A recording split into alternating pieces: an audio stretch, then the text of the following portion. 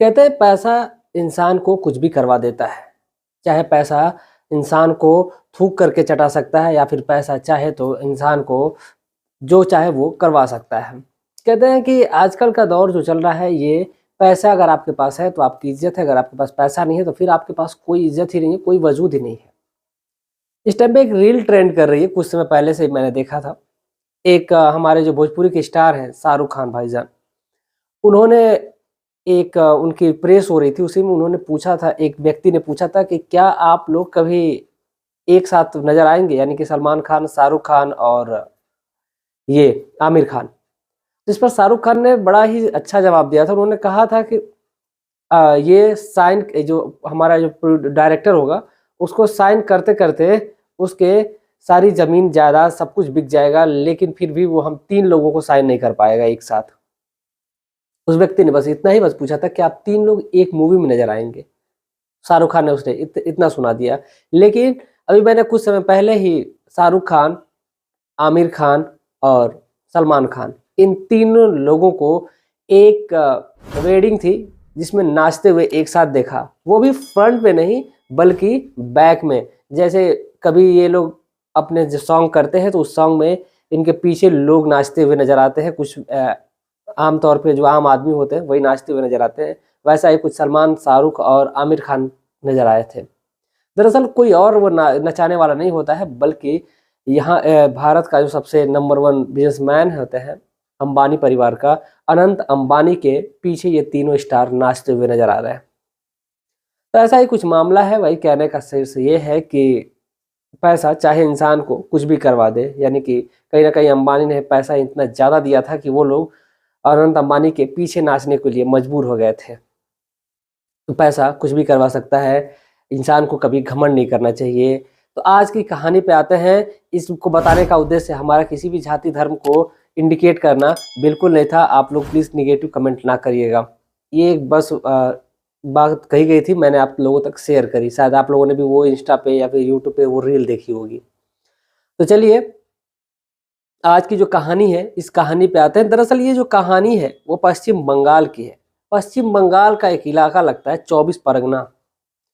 इसी इलाके की रहने वाली एक लड़की होती है जिसका नाम माया होता है। दरअसल माया की जो उम्र है वो 16 साल के करीब की है।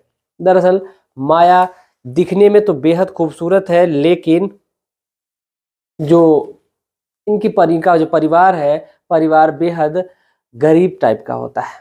दरअसल अनीता माफ़ी चाहते हैं, जो माया होती है, माया के परिवार में 4 लोग होते हैं। माया की माँ होती है, माया के पिताजी होते हैं और माया की एक बहन होती है। और माया का एक छोटा-सा भाई भी होता है जिसकी उम्र महज़ अभी 7 साल के करीब होती है। ये 4-5 लोगों का जो परिवार था बेहद गरीबी से जूझ रहा होता है।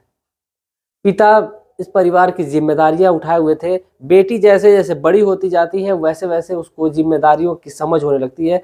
फिर वो सोचती है कि क्यों ना उसको ऐसा किया जाए कि वो कोई काम करे और काम करने के बदले मुझे पैसे मिले और मैं अपने परिवार का गुज़र-बसर कर सकूँ।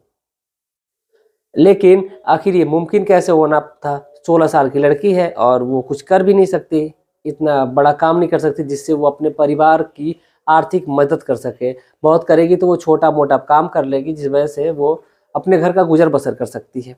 अब ऐसे ही जो सिलसिला होता है वो चल रहा होता है, लेकिन जो माया होती है, माया फिर भी हार मानने वाली नहीं होती है। माया एकदम लगातार लगी रहती है, लेकिन उसका भी कहीं पे गुज़ारा नहीं हो पाता है। दरअसल उसको कहीं अच्छा काम ही नहीं मिल पाता है। अब यही इसका एक चचेरा भाई होता है जिसका नाम राजेश होता है। चचेरा भाई जो होता है वो बाहर यानी कि जो मेरठ सिटी होती है, मेरठ सिटी में वो कमा रहा होता है। दरअसल उसकी अच्छी खासी इनकम होती है और जब भी वो गाँव आता था तो सभी लोग उसकी बड़ी ही इज़्ज़त करते थे। और वो कोई और नहीं बल्कि उस माया का चचेरा भाई होता है। जब जो राजेश है वो जब घर पर आता है तो जो माया है उससे कहती है कि भैया मुझे भी कोई काम दिलवा देते तो मेरे जो परिवार है, परिवार मेरा सुखी हो जाता, थोड़ा पैसे मुझे मिलने लगते तो मैं अपने परिवार की मदद कर सकती। इस पर जो राजेश होता है वो कहता है बिल्कुल, क्यों नहीं, मैं तुम्हें दिला सकता हूँ। लेकिन तुम्हें यहाँ पे नहीं होना रहना पड़ेगा, तुम्हें मेरे साथ मेरठ चलना पड़ेगा। वहाँ पे जब जाओगी तो फिर तुम्हें अच्छी खासी रकम भी मिलेगी और अच्छे खासे जॉब भी तुम्हें अब मिल जाएगा। तुम आराम से बैठ करके वहाँ पे 20,000 रुपए तक कमा सकती हो या फिर उससे ज़्यादा ही कमा सकती हो।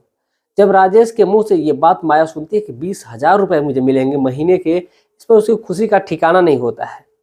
वो अपने माँ से, अपने पिताजी से ये बात कहती है कि वो जो उसका राजेश भैया है वो उसको लेकर के जाएगा और उसको नौकरी दिलवाएगा। इस पर जो उसके माता पिता होते हैं वो कहते हैं कि ठीक है, क्योंकि राजेश उनके भाई का ही लड़का होता है, तो इस वजह से उनको यकीन भी होता है। तो जो माया है, अब कुछ दिन बाद वो गांव में रुकता है राजेश, उसके बाद माया को अपने साथ लेकर के चला जाता है। साथ तो लेकर के चला जाता है, मेरठ के एक होटल पड़ता है ग्रैंड खलीफा, उसी ग्रैंड खलीफा होटल में वो जा करके 2 दिनों तक रुकता है और रुकने के बाद से उस लड़की के साथ वक्त बिताता है। और वक्त बिताने के साथ साथ वो उस लड़की को फिर कहता है कि तुम यहीं पे रुको, 1-2 दिन तुम्हें रुकना होगा, साथ मैं तुम्हारे काम की व्यवस्था करता हूँ, मैं जा करके इधर उधर खोजता हूँ किस कंपनी में जॉब खाली है, तो तुम वहाँ जा करके जॉब कर लेना। इस पर जो माया होती है वो कहती है कि ठीक है। जो राजेश है वो जाता है वहीं पर और एक जगह पे जाता है और वहाँ की जो मालकिन होती है उनसे बातचीत करता है। बातचीत करने के दौरान वो फिर वहाँ से सीधा उसी होटल ग्रैंड खलीफा होटल में आता है और वहीं पर वो बातचीत करता है, अपनी बहन को बताता है कि यहाँ पर एक जगह है, वहाँ पर तुम्हें बहुत अच्छी खासी रकम मिलेगी, महीने के पेमेंट मिलेगी, बस तुम्हें कुछ करना नहीं होगा, तुम जितना ज़्यादा काम करोगे उतना तुम्हें ज़्यादा पैसे मिलेंगे। इस पर जो माया होती है वो खुश हो जाती है, वो कहती है कि वो दिन रात एक कर देगी अपने परिवार की मदद करने के लिए, चाहे अपने उसको कुछ भी करना पड़ेगा। इस पर जो राजेश होता है वो कहता है कि ठीक है, फिर तुम मेरे साथ चलो। फिर उस होटल से वो दोनों चेकआउट करते हैं और चेकआउट करने के दौरान फिर वो उसी जगह पे पहुंचता है जहां पर वो महिला होती है। दरअसल जिस कमरे में महिला बैठी होती है वो महिला बेहद एक रईस दिख रही होती है और वहां पर अंदर एसी लगा हुआ था, एक अच्छी खासी केबिन बनी हुई थी जहां पर देखने के बाद ऐसा लग रहा था कि वाकई ये कोई प्रोफेशनल घर है। जब माया वहां पहुंचती है तो फिर माया को जो मालकिन होती है वहां की वो देखती है तो वो कहती है कि लड़की अच्छी है, कोई दिक्कत नहीं है, काम पे लग जाएगी। अब राजेश जो होता है वो कहता है कि ठीक है। एक लड़की को वो इशारा करती है, वो मालकिन जो होती है कहती है कि इसको ले करके अंदर चली जाओ। जो लड़की है वो माया को लेकर के अंदर चली जाती है। इधर जो राजेश है, राजेश वहां से फिर चला जाता है और जो लड़की है उससे कुछ समय बीतता है तो जो लड़की है उसको पानी पीने के लिए देती है, लेकिन माया पानी पीने के लिए मना कर देती है। और उसने देखा कि वहां पर कुछ जो लड़कियां हैं वो अर्धनग्न अवस्था में होती है, यानी कि उन्होंने आधे आधे कपड़े पहने रहे होते हैं। तो इस पर जो लड़की यानी कि जो माया है वो उस लड़की से पूछती है कि आखिर ये कौन है और ये ऐसे कपड़े क्यों पहनी हुई हैं। तो जो लड़की है वो कहती है कि यहाँ पर यही होता है और शायद तुम्हें भी यही करना होगा। इस पर जो लड़की है वो भड़क जाती है। इतने में मालकिन की आवाज़ आती है कि उस लड़की को तैयार करो, ग्राहक आने वाले हैं। अब इस चीज़ को सुनने के बाद जो लड़की होती है वो माया को छोटे छोटे कपड़े देती है, लेकिन माया जो होती है वो कपड़े पहनने से मना कर देती है। वो कहती है वो इस कपड़े को नहीं पहनेगी, वो इज्जत की रोटी कमा करके खाना चाहती है और वो यहाँ से या जाना चाहती है, वो यहाँ पर नहीं रहेगी क्योंकि ये जगह बहुत गंदी है। इस पर जो लड़की होती है वो कहती है कि शायद तुम बहुत या तो भोली हो या तो नासमझ होने का नाटक कर रही हो। तो लड़की होती है वो पूछती है कि एक बात बताओ कि जो तुम्हें लेकर के आया था वो लड़का कौन था। तो इस माया कहती है कि वो कोई और नहीं बल्कि मेरा भाई था, मेरे चाचा का लड़का था। इस पर जो लड़की होती है वो कहती है कि ये बताओ कि आखिर तुम तो अब यहाँ से निकलने वाली नहीं रही और तुम्हारा जो वो भाई था वो तुम्हें यहाँ पर बेच करके चला गया है, तुम यहाँ पर अब धंधा करने वाली हो, तुमको वो 1,00,000 रुपए में बेच करके पैसे लेकर के यहाँ से चला गया है, अब तुम्हारा जो जीवन है वो यहीं पर कटने वाला है। इस पर जो माया होती है वो वहाँ पर फूट फूट कर रोने लगती है, तुरंत दौड़ करके जाती है मालकिन के पास और मालकिन के पैरों में पड़ करके वो रोने लगती है। कहती है मालकिन मुझे यहाँ से जाने दो, मैं यहाँ पर नहीं रहने वाली, प्लीज़ मुझे इज्जत की रोटी कमा करके खानी है। इस पर जो मालकिन होती है वो उसको डांट करके और लात से धक्का देती है और कहती है ले करके जाओ, इसको तैयार करो, नए ग्राहक आने वाले हैं। इस पर जो लड़की होती है वो लड़की उसको लेकर के जाती है और फिर उसको छोटे छोटे कपड़े देती है और फिर उसको पहनाया जाता है। इतने में एक लगभग 45 साल के करीब का एक व्यक्ति होता है जो आता है और आकर के उस लड़की के कमरे में जाता है। लेकिन जो माया होती है वहाँ पर उस आदमी के भी पैर पकड़ के फूट फूट कर रोने लगती है और कहती है कि आप मेरे साथ ऐसा ना करें, मैं आपकी बेटी के समान हूँ। इस पर जो व्यक्ति होता है वो कुछ सुनता नहीं है और वो सीधा उस लड़की को डांटता है, कहता है कि मैं तुम्हारी ये रोना धोना सुनने के लिए पैसे नहीं दिए हैं और तुम मुझे अपने काम से मतलब है। इस पर जो व्यक्ति होता है उस लड़की के साथ अब शारीरिक संबंध बनाता है। शारीरिक संबंध बनाने के बाद से फिर वहाँ से वो चला जाता है। ऐसे ही ये जो शारीरिक संबंध बनाने का जो सिलसिला है वो शुरू अब होता है तो फिर अब थमता ही नहीं है। आए दिन व्यक्तियों पे व्यक्ति आते जाते हैं, उस लड़की के साथ संबंध बनाते हैं। ऐसे कर करके न जाने कितने कई 100 लोगों ने उस लड़की के साथ संबंध बनाया और फिर वहाँ पर वो लड़की उसकी जो जीवन है वो वहीं पर कटने लगता है। इसी दौरान उसकी मुलाकात एक अच्छे आदमी से होती है और उस आदमी से वो कहती है कि एक बात बताओ कि क्या आप मेरी मदद करेंगे। तो वो जो आदमी होता है वो कहता है कि बिल्कुल मैं तुम्हारी मदद करूंगा। वो कहती है कि मुझे मेरे परिवार वालों से बस एक बार मेरी फ़ोन पे बात करा दो। इस पर जो लड़का होता है वो कहता है कि अच्छा ठीक है, मैं यहाँ पर तो बात नहीं कर सकता, लेकिन तुम नंबर दे दो, शायद मैं उस नंबर से तुम्हारे परिवार वालों की बात करा दूँ और तुमसे फिर बात कराने के लिए मैं ट्राई करता हूँ, क्योंकि यहाँ पर अगर किसी को भी शक हो गया तो वो लोग मुझे ज़िंदा नहीं छोड़ेंगे।